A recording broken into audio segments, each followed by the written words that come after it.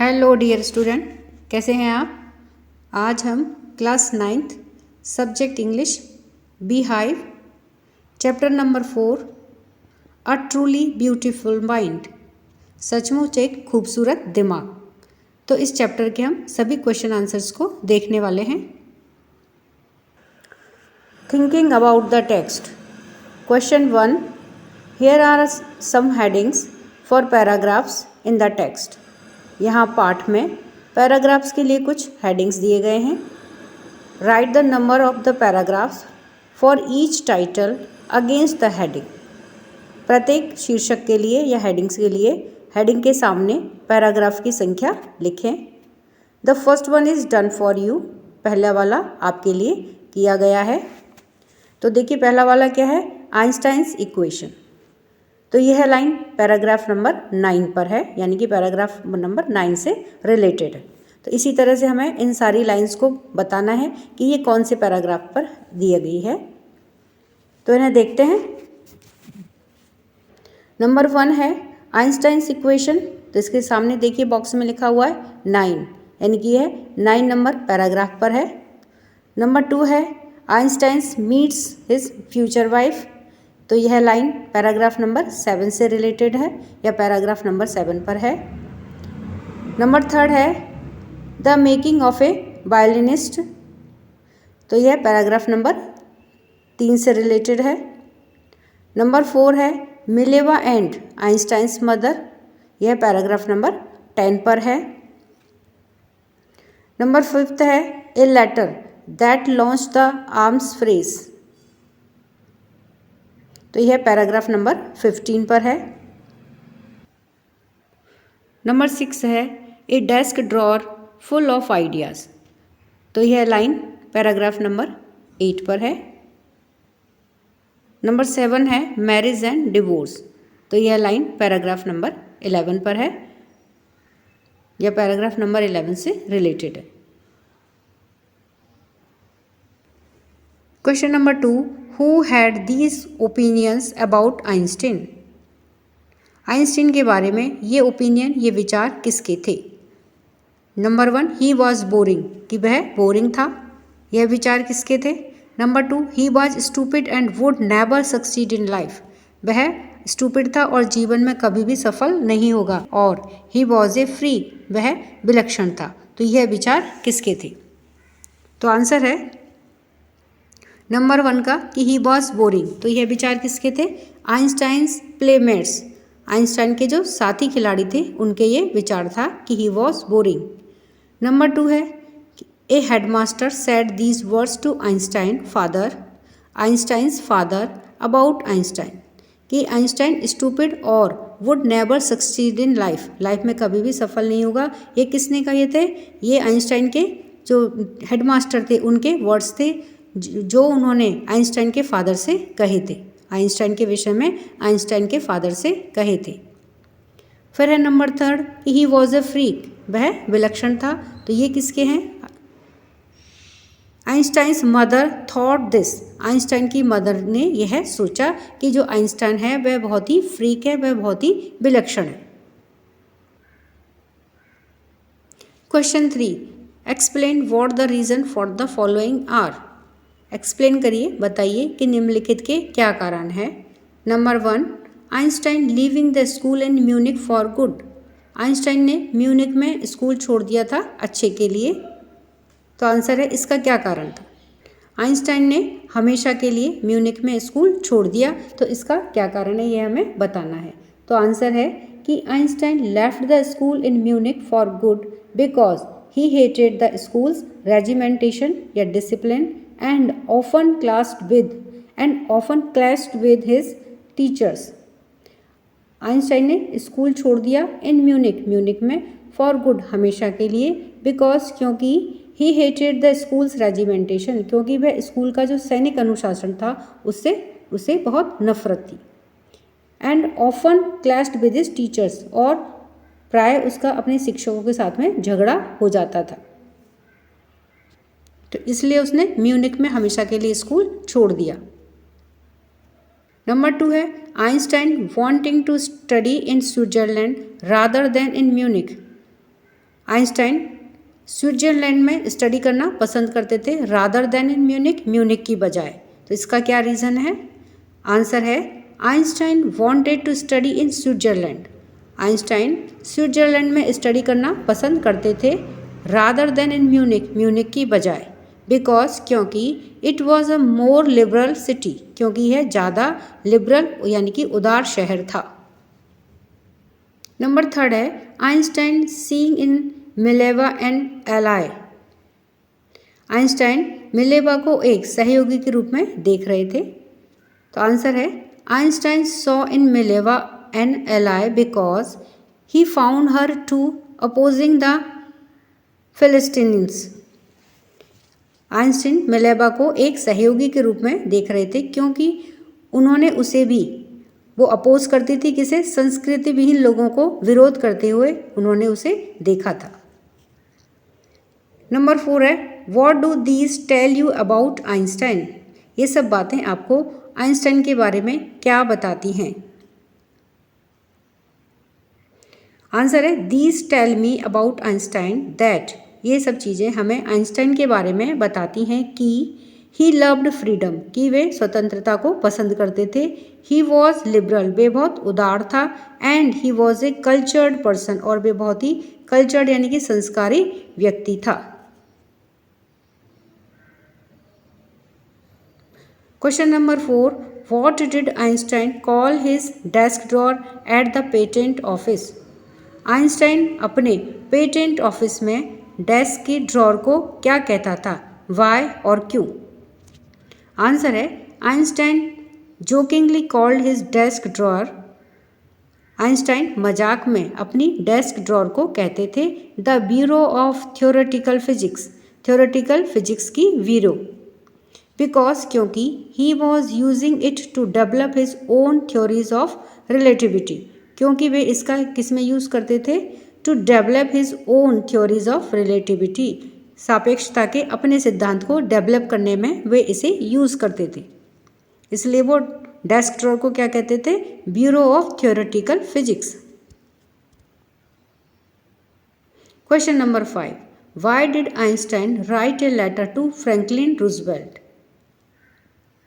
Einstein ने Franklin Roosevelt को पत्र क्यों लिखा?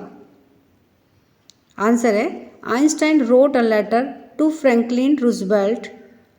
आइंस्टाइन ने फ्रैंकलिन रूजवेल्ट को लेटर लिखा टू वार्न, चेतावनी करने के लिए, against Germany's building of an atomic bomb, Germany के द्वारा बनाए जाने वाले परमाणु बम का निर्माण किए जाने के प्रति वार्न करने के लिए, सचेत करने के लिए। एंड और to apprise him of the extent of the destruction an atom bomb could cause, और एक एटम बम यानी कि परमाणु बम कितना विध्वंस कर सकता था उससे अवगत कराने के लिए उन्होंने पत्र लिखा। His words did not fail to have an effect, उनके वर्ड्स, उनके जो शब्द थे वे प्रभाव डालने में असफल नहीं हुए, यानी कि उनके शब्दों का प्रभाव हुआ। Question number 6 how did Einstein react to the bombing of Hiroshima and Nagasaki? Hiroshima और नागासाकी पर बम गिराने पर आइंस्टाइन ने क्या रिएक्शन दिया, क्या प्रतिक्रिया की?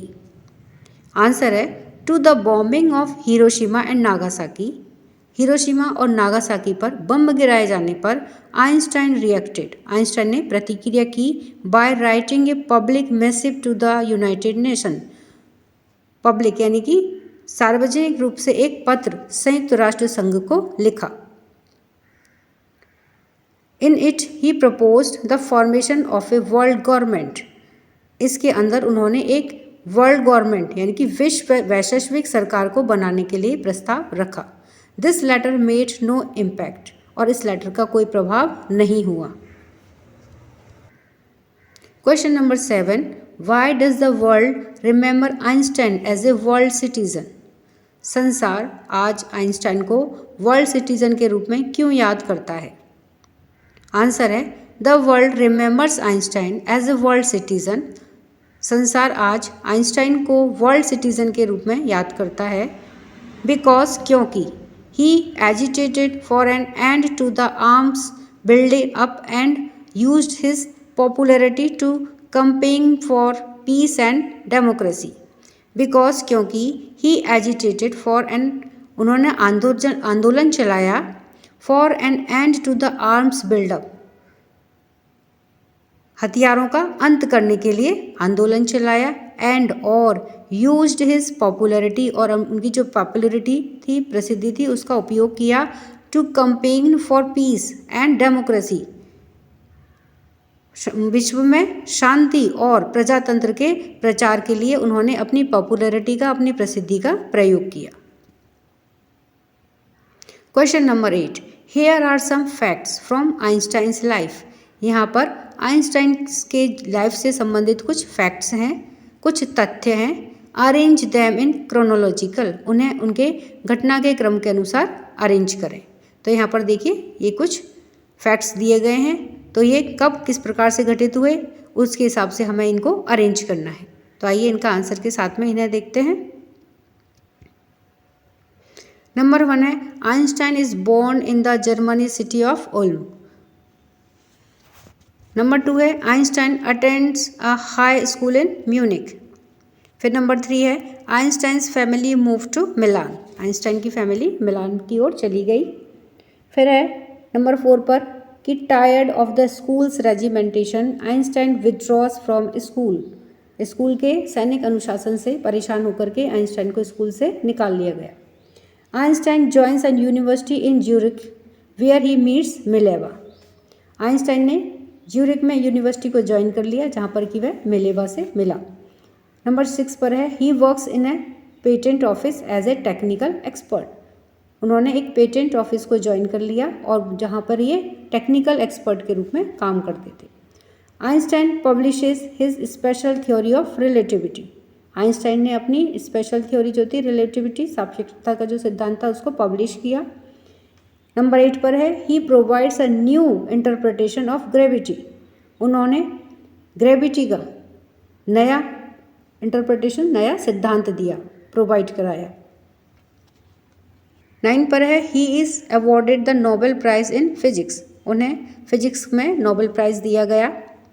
नंबर 10 पर है when Hitler comes to power. जब हिटलर पावर में आया यानी कि हिटलर जब जर्मनी का शासक बना आइंस्टाइन लीव्स जर्मनी। आइंस्टाइन ने जर्मनी छोड़ दिया फॉर द यूनाइटेड स्टेट्स और यूनाइटेड स्टेट चला गया। नंबर 11 पर है Einstein writes letter to US president Franklin D Roosevelt.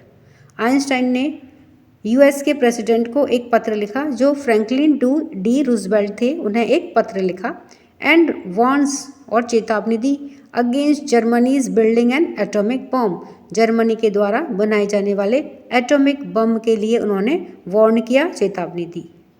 और नंबर 12 पर है आइंस्टाइन डाइज। आइंस्टाइन मर जाते हैं। तो इस तरह से ये इनकी घटना के क्रम के अनुसार इन्हें हमने अरेंज किया है। Thinking about language. नंबर 1 है कि here are some sentences from the story. यहाँ पर स्टोरी में से कुछ सेंटेंसेस दिए गए हैं। Choose the word from the bracket.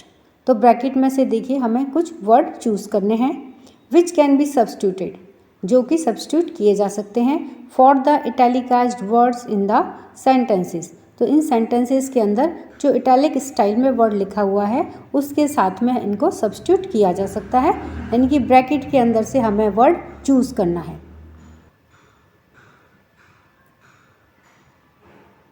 तो देखिए जैसे नंबर 1 में यहाँ पर ब्रैकेट के अंदर 3 वर्ड दिए गए हैं, तो इन तीनों में से जो एप्रोप्रिएट वर्ड है उसे यह देखिए लाल रंग से इटैलिक स्टाइल में जो वर्ड लिखा हुआ है उसको रिप्लेस करना है। तो इन तीनों में से जो एप्रोप्रिएट वर्ड है वह इस वर्ड के जगह पर रिप्लेस होकर के आएगा। तो इस तरह से हमें सभी सेंटेंसेस में इस तरह से करना है। तो आइए आंसर में देखते हैं ये कि किस प्रकार से इन्हें लिखा जाएगा। तो जैसे नंबर 1 है the a few years later the marriage faltered. तो यहाँ पर हमें देखिए ब्रैकेट के अंदर क्या दे रखा है, फेल्ड, ब्रोक और बिकेम वीक। तो इन तीनों में से जो अप्रोप्रिएट वर्ड है उसे हमें यहाँ पर फॉल्टर्ड की जगह पर रिप्लेस कर करके लिखना है। तो आंसर में देखते हैं क्या आता है कि अ few years later the marriage became week. तो इसका मतलब फॉल्टर्ड की जगह पर क्या वर्ड रिप्लेस होकर के आया है, बिकेम वीक। फिर नंबर 2 पर है Einstein was constantly at odds which with people at the university. तो यहाँ पर देखिए एट ऑड्स, यह है रेड कलर से और इटैलिक स्टाइल में लिखा हुआ है, तो इसे हमें रिप्लेस करना है। और कहाँ से लेंगे वर्ड को हम, यहाँ पर ब्रैकेट में देखिए ऑन बैड टर्म्स या फिर इन डिसएग्रीमेंट या फिर अनहैप्पी। इन तीनों में से जो अप्रोप्रिएट वर्ड है वह इसकी जगह पर आएगा। तो आंसर में देखते हैं कि Einstein was constantly in disagreement, यानी कि एट ऑड्स की जगह पर क्या आएगा, in disagreement with people at the university. फिर नंबर 3 है the newspaper proclaimed his work as a scientific revolution. तो इनमें से या तो डिक्लेयर्ड आएगा या प्रेज्ड आएगा या शोड आएगा। तो इन तीनों में से हमें देखना है कि अप्रोप्रिएट वर्ड क्या है। तो आंसर है कि द न्यूज़पेपर्स डिक्लेयर्ड। तो यहाँ पर देखिए प्रोक्लेम्ड की जगह क्या आएगा, declared his work as a scientific revolution. फिर है नंबर 4 पर कि Einstein got ever more involve in politics agitating for an end to the arms buildup.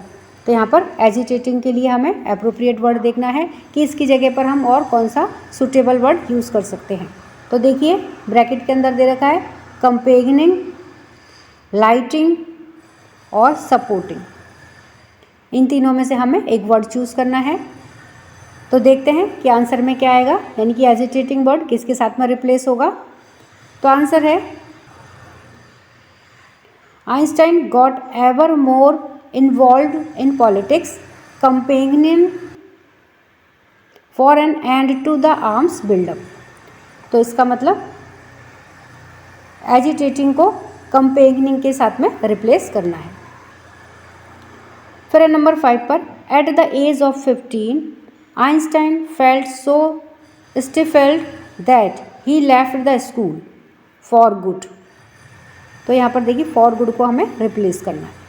तो फॉर गुड के लिए हमें इनमें से ब्रैकेट में से कोई एक वर्ड चूज़ करना है कि परमानेंटली या फिर फॉर हिज बेनिफिट या फिर फॉर ए शॉर्ट टाइम। तो इन तीनों में से हमें एक वर्ड चूज़ करना है। तो आंसर है कि at the age of 15 Einstein felt so stifled that he left the school permanently. तो क्या आएगा, फॉर गुड की जगह पे हम क्या लिख सकते हैं, परमानेंटली।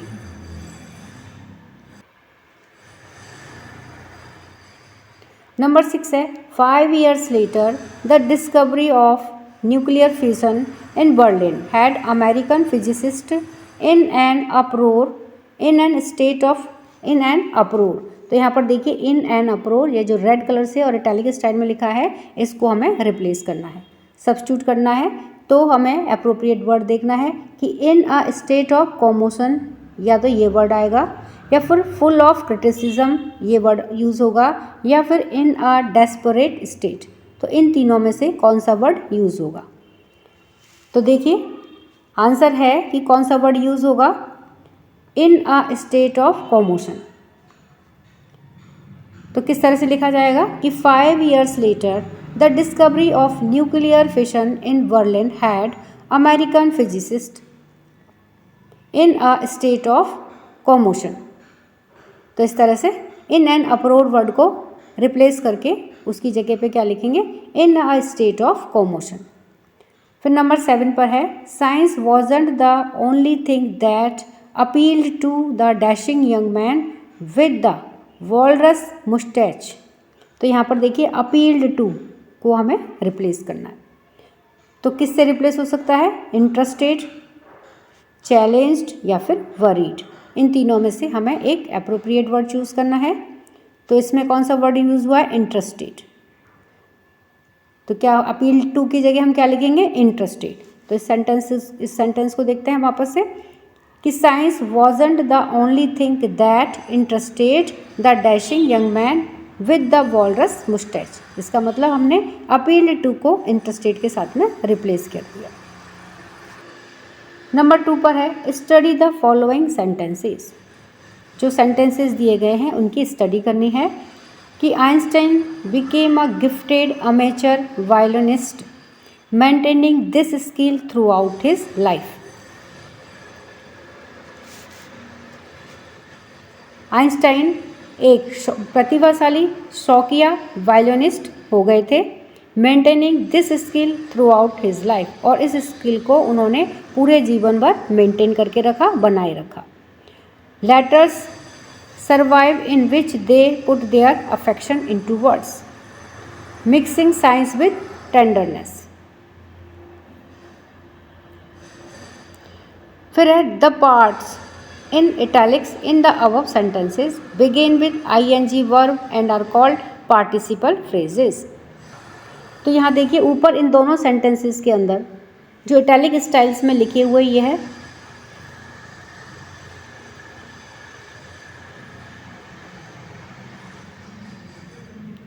ये जो सेंटेंसेस हैं जो कि आईएनजी के साथ में स्टार्ट हो रहे हैं, इनमें आईएनजी वर्ब की क्या है, वर्ब के अंदर आईएनजी लगा हुआ है। तो sentences begin with ING verbs and are called participle phrases. तो ये क्या कहलाते हैं, पार्टिसिपल फ्रेजेस कहलाते हैं, जिसमें वर्ब जो है वो आईएनजी के साथ स्टार्ट हो रही है। मेंटेनिंग, मिक्सिंग, इस तरह से। पार्टिसिपल फ्रेजेस से something more about the person और थिंग्स टॉक्ड अबाउट। तो पार्टिसिपल फ्रेजेस क्या होती हैं, जो पर्सन या किसी थिंग के बारे में और ज़्यादा बताती हैं, उसको और एनहांस करके बताती हैं कि वो किस तरह का था, जिसके बारे में बात की जा रही है, यानी कि जिस व्यक्ति और जिस वस्तु के बारे में बात की जा रही है उसके बारे में वो और एनहांस करके बारे में बताता है, उसके बारे में और विस्तृत जानकारी देता है। तो वो क्या कहलाती हैं, पार्टिसिपल फ्रेजेस कहलाती हैं। और the idea expressed by the sentences as a whole, या फिर कोई आइडिया हो जो पूरा की पूरा उस सेंटेंस को एक्सप्रेस करता हो। फॉर एग्जाम्पल, उपयुक्त वाक्यों में इटैलिक्स में दिया गया भाग आईएनजी वर्ब से शुरू होता है और इन्हें पार्टिसिपल फ्रेजेस कहा जाता है। पार्टिसिपल फ्रेजेस उन व्यक्तियों या वस्तुओं या फिर विचारों के जिनके बारे में की बात की जा रही है उनके विषय में कुछ और अधिक जानकारी प्रदान करते हैं। जैसे उदाहरण के लिए है कि Einstein became a gifted amateur violinist, he maintained this skill throughout his life. Complete the sentences below by filling in the blanks with suitable participle clauses. Complete the sentences, sentences को complete करना है by filling in the blanks with suitable participle clauses, जिन्हें कि blank जो blank दिए गए हैं उनको सुटेबल पार्टिसिपल क्लॉजेज के द्वारा फिल करना है। The information that has to be used in the phrases is provided as sentences in brackets. और जो इंफॉर्मेशन यूज़ करनी है हमें फ्रेजेस के लिए वो प्रोवाइड की गई है as a sentences in the bracket, bracket में सेंटेंस के रूप में हमें प्रोवाइड की गई है। देखिए ये ब्लैंक्स दिए गए हैं, इनको हमें पार्टिसिपल क्लॉजेस के द्वारा फिल करना है और इनके बारे में जो सूचना दी है ये ब्रैकेट्स के अंदर दी गई है। इसके आधार पर हमको इन क्लॉजेस को, पार्टिसिपल क्लॉजेस को, इन जो रिक्त स्थान दिए गए हैं उनके अंदर हमें फिल करना है। तो सबसे पहले है कि the fire fighters finally put out the fire. Fire fighters ने फाइनली आग को बुझा दिया। तो ब्रैकेट्स में दिया हुआ है दे वर्कड राउंड द क्लॉक, उन्होंने काम करा कैसे, राउंड द क्लॉक, यानी कि लगातार काम करा। तो इसके लिए हमको पार्टिसिपल क्लॉजेस लिखनी है, कुछ इस तरह से लिखना है कि इससे इस सेंटेंस का पूरा मतलब निकले। तो working round the clock, working, worked की जगह क्या आ जाएगा, वर्ब के अंदर आईएनजी लगाएंगे तो पार्टिसिपल क्लॉज बनेगा। तो इसको कैसे स्टार्ट करेंगे, they worked round the clock की जगह क्या लिखेंगे, वर्कड से मैं हटा करके work plus ING, working round the clock. तो यहाँ पर देखिए वर्क में आईएनजी लगा दिया, वर्किंग राउंड द क्लॉक, क्योंकि पार्टिसिपल क्लॉजेस कैसे बनती हैं, वर्ब के अंदर आईएनजी लगा करके। तो यहाँ पे वर्ब क्या थी, वर्कड, काम करना। प्लस ing, तो working round the clock the fire fighters finally put out the fire. फिर नंबर 2 है she watched the sunset above the mountain, तो इसमें है ब्रैकेट के अंदर she notice the colours blending softly into one another, तो देखिए नोटिस्ड, यहाँ पर वर्ब क्या है नोटिस्ड, तो नोटिस्ड को मैं से ईडी को हटा करके नोटिस के अंदर हम क्या करेंगे आईएनजी लगा देंगे, वर्ब के अंदर आईएनजी, तो क्या हो जाएगा नोटिसिंग, और बाकी के सेंटेंस को ऐसे ही लिख देंगे noticing the colours blending softly into one another, तो इस तरह से हमारा पार्टिसिपल क्लॉज बन जाएगा। फिर नंबर 3 है the excited horse pawed the ground rapidly, neighing continuously, इसमें है वाई, इसमें ब्रैकेट में दे रखा है वाइल इट नीड कंटिन्यूअली, तो नीड क्या है यहाँ पे वर्ब है, नी करना हिनहिनाना, तो नीड इसमें से क्या करेंगे ईटी को हटा करके आईएनजी लगा देंगे, तो और बाकी के सेंटेंस को ऐसे ही लिख देंगे, उसके बाद का जो सेंटेंस होता है वो ऐसे ही लिखा जाएगा, तो नीड कंटिन्यूअली। अब नंबर 4 है टेकिंग द रॉन्ग ट्रेन या फिर having taken the wrong train, तो ये तो पार्टिसिपल क्लॉज है, इसमें है सेंटेंस है कि आई found myself in Bangalore, मैंने अपने आप को कहाँ पाया बेंगलोर में, इंस्टेड ऑफ बनारस, बनारस की बजाय, तो इसमें जो ब्रैकेट में है कि I had taken the wrong train, मैंने गलत ट्रेन ले ली थी, तो इसमें देखिए टेकन ये वर्ब है, टेकन आपको ये थर्ड फॉर्म में मिलेगी, तो टेकन इसकी जगह हम क्या करेंगे टेक के अंदर आईएनजी, जो मेन वर्ब जो है इसकी वो क्या है टेक, तो टेक के अंदर हम क्या करेंगे आईएनजी लगा देंगे, तो क्या हो जाएगा टेकिंग द रॉन्ग ट्रेन या फिर having the wrong train. I found myself in Bangalore instead of Banaras. फिर नंबर 5 पर I was desperate to get to the bathroom, तो इसमें ब्रैकेट में दे रखा है I had no bath for 2 days, मैंने 2 दिन तक कोई बाथ नहीं लिया, यानी कि मैं 2 दिन तक नहीं नहाया था, इसकी जगह पर बाथड यहाँ पे क्या है वर्ब है, तो इसमें ईडी को हटा करके इसमें क्या लगा देंगे आईएनजी लगा देंगे, और बाकी का सेंटेंस ऐसे ही लिख देंगे, तो not having bath, I had not है तो यहाँ पर भी क्या आएगा नेगेटिव बनेगा, तो not having bath for 2 days, I was desperate to get to the bathroom. Number 6 है the stone steps needed to be replaced, तो यहाँ पर देखिए ब्रैकेट में दे रखा है दे वर वॉर्न डाउन, तो इसकी जगह पर वॉर्न डाउन ये यहाँ पर क्या है वर्ब है, तो इसमें क्या करेंगे being worn down, the stone steps being worn down needed to be replaced, तो इस तरह से जो थर्ड फॉर्म में वर्ब है उसमें उसको हटा करके आईएनजी लगा देंगे और बाकी का सेंटेंस इसी तरह से लिख देंगे, तो ये पार्टिसिपल क्लॉज बन जाएगा। नंबर 7 पर है the actor received hundreds of letters from his fans, they asked him to send them his photographs, bracket में लिखा हुआ है, अब इसकी जगह पर हमें आस्क्ड, ये देखिए ये वर्ब है, तो इसमें आस्क्ड को हटा करके ईडी को हटा करके क्या लगा देंगे आईएनजी, तो asking him to send them his photographs, इस तरह से बाकी का सेंटेंस ऐसे की ऐसे ही लिख दिया जाएगा, तो ये आपका पार्टिसिपल क्लॉज, यानी कि ये अब इस सेंटेंस के बारे में और ज़्यादा बता रहा है। Writing newspaper reports, newspaper reports के लिखना, here are some notes which you could use to write a report, यहाँ पर कुछ नोट्स दिए गए हैं जिन्हें आप रिपोर्ट लिखने के लिए यूज़ कर सकते हैं, तो यहाँ पर देखिए एक रिपोर्ट दी गई है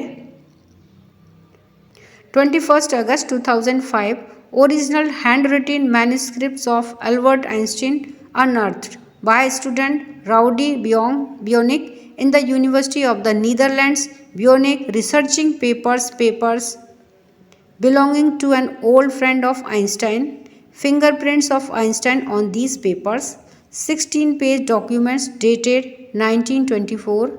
Einstein's work on this last theory, behavior of atoms at low temperature, now known as the Bose-Einstein condensation. The manuscripts to be kept at Leiden University, where Einstein got the Nobel Prize. तो यह एक report है। Write a report which has 4 paragraphs on each on. एक report लिखनी है which has 4 paragraphs, जिसमें 4 paragraphs हों, 1 each on, किसी एक पर। जैसे व्हाट वॉज अनअर्थ, क्या पता लगाया गया। Who unearth it and when, किसने पता लगाया और कब। व्हाट द डॉक्यूमेंट कंटेन्ड, दस्तावेजों में क्या था। Where it will be kept, ये कहाँ रखे जाएगा। Your report could begin like this, आप रिपोर्ट को इस प्रकार से शुरू कर सकते हैं। Student unearths Einstein manuscripts, student Einstein की जो मैन्युस्क्रिप्ट्स है, हस्तलिपि है, उसको इस प्रकार से अनअर्थ कर सकते हैं, उसको खोज सकते हैं। 21 अगस्त 2005 an original handwritten Albert Einstein manuscript has been unearthed at a university in the Netherlands। 21 अगस्त 2005 को ओरिजिनल हैंडरिटन, हाथ के द्वारा लिखी गई यानी कि हस्तलिपि अल्बर्ट आइंस्टीन की जो मैन्युस्क्रिप्ट थी वो हैज़ बीन अनअर्थ, खोजी गई थी, at a university in the Netherland, Netherland की एक यूनिवर्सिटी में।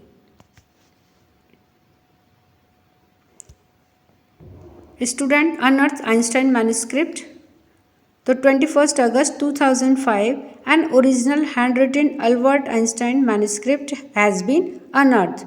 21 अगस्त 2005 को एक ओरिजिनल हैंडरिटन, हाथ से लिखी गई अल्बर्ट आइंस्टाइन की हस्तलिपि, मैन्युस्क्रिप्ट का मतलब होता है हस्तलिपि को, हैज़ बीन अनअर्थ, खोजा गया था। The student Rowdy Boeynants in the university of Netherland, एक स्टूडेंट जो कि नीदरलैंड यूनिवर्सिटी का था, राउडी बियोनिक ने अनअर्थ इसको खोजा, while he was searching the research papers, जब वह रिसर्च पेपर की सर्च कर रहा था, ढूंढ रहा था, belongings to an old friend of Einstein, जो कि आइंस्टाइन के ओल्ड फ्रेंड से बिलोंग करते थे, संबंधित थे। The document contained a 16 page matter of 1924, जो डॉक्यूमेंट्स थे वो कंटेन, उसमें कितने पेजेस थे, 16 पेजेस थे, मैटर ऑफ 1924, जो 1924 का मैटर है। It had fingerprints of Einstein, इस पर आइंस्टाइन के फिंगरप्रिंट हैं, उंगलियों के निशान हैं। एट दैट टाइम, उस समय में, Einstein was working on this, Einstein इस पर काम कर रहे थे। लास्ट थ्योरी, यह उनकी लास्ट थ्योरी थी, ऑफ रिलेटिविटी, सापेक्षता की यह उनकी लास्ट थ्योरी थी। It expressed the behaviour of atom at low temperature, इसमें यह एक्सप्रेस करती है, बताती है किसके बारे में, the behaviour of atom, atom के का व्यवहार किस पर, at low temperature, low temperature पर एटम का क्या व्यवहार होता है, उसको एक्सप्रेस करती है यह theory. It is now known as the Bose Einstein condensation, अब इसे बॉस आइंस्टाइन कंडेंसेशन उसके थ्योरी के नाम से जानते हैं। It will be kept at Leiden university where Einstein got the Nobel prize, और इसे कहाँ रखा गया है, इसे लेडन यूनिवर्सिटी में रखा गया है, जहाँ पर कि आइंस्टाइन को नोबेल प्राइज़ मिला था। Dictation, your teacher will dictate this paragraph to you, write down the paragraph with correct punctuation marks, आपका टीचर आपके लिए यह पैराग्राफ डिक्टेट करेंगे जिसमें कि आपको करेक्ट जगह पर पंक्चुएशन मार्क्स लगाने हैं। तो आइए इसे देखते हैं कि किस तरह से कहाँ पर पंक्चुएशन मार्क्स लगेंगे। In 1931 Charlie Chaplin invited Albert Einstein, 1931 में चार्ली चैपलिन ने अल्बर्ट आइंस्टीन को इनवाइट किया, हु वॉज विजिटिंग हॉलीवुड, जो कि हॉलीवुड को विजिट कर रहे थे, to a private screening of his new film City Lights, उनकी एक प्राइवेट फिल्म की स्क्रीनिंग पर, जिसका नाम था सिटी लाइट्स, एक नई फिल्म की स्क्रीनिंग कर रहे थे जिसका नाम था City Lights. As the two man drove into town together, जैसे ही दो व्यक्ति कस्बे में घूम रहे थे, passers by waved and cheered, जो उनके साथ में घूमने वाले थे वो इन्हें वेव्ड कर रहे थे, यानी कि हाथ हिला करके उनका चीयर कर रहे थे, स्वागत कर रहे थे। Chaplin turn to his guest and explained, Chaplin अपने गेस्ट की तरफ मुड़े और एक्सप्लेन किया, उनको बताया। The people are applauding you, लोग बाग आपका स्वागत कर रहे हैं, आपको अप्लॉज कर रहे हैं, बिकॉज, क्योंकि, none of them understands you, क्योंकि उनमें से कोई भी आपको नहीं समझ सकता है। एंड अप्लॉजिंग मी, और मुझे अप्लॉज कर रहे हैं, यानी कि मुझे चीयर कर रहे हैं, बिकॉज क्योंकि, एवरीबडी अंडरस्टैंड्स मी, क्योंकि हर कोई मुझे समझ सकता है। One of Einstein's colleagues asked him, Einstein के एक सहयोगी ने एक बार उनसे पूछा, फॉर हिज टेलीफोन नंबर, उनके टेलीफोन नंबर के लिए एक बार उनसे पूछा, वन डे, एक दिन। Einstein reached for a telephone directory, Einstein telephone directory के पास में पहुँचे, एंड लुक्ड इट अप, और उसे देखने लगे। You don't remember your own number, आपको अपने खुद का नंबर याद नहीं है? द मैन आस्क्ड स्टार्टल, उस व्यक्ति ने आश्चर्यचकित होते हुए पूछा। नो, नहीं, आइंस्टाइन आंसर्ड, आइंस्टाइन ने उत्तर दिया। Why should I memorise something, मैं किसी चीज़ को क्यों मेमोराइज करूं, याद करूं? I can so easily get from a book, जब मैं उसे आसानी से एक बुक से प्राप्त कर सकता हूं, तो मैं फिर उस चीज़ को क्यों याद करूं? इनफैक्ट, वास्तव में, Einstein claimed never to memorise anything, Einstein ने कभी भी यह दावा नहीं किया कि वो हर चीज़ को मेमोराइज करे, which could be looked up in less than 2 minutes, जिसे कि 2 मिनट से भी कम समय में देखा जा सकता है। तो उस चीज़ को याद करने से कोई मतलब नहीं है, इस चीज़ का दावा आइंस्टाइन ने कभी भी नहीं किया है। तो इस तरह से हमने इस चैप्टर के सभी क्वेश्चन आंसर्स को देखा है। वीडियो पसंद आने पर वीडियो को लाइक करें, शेयर करें, चैनल पर नए हैं तो सब्सक्राइब करना ना भूलें। मिलते हैं नए वीडियो में, इसी के साथ धन्यवाद।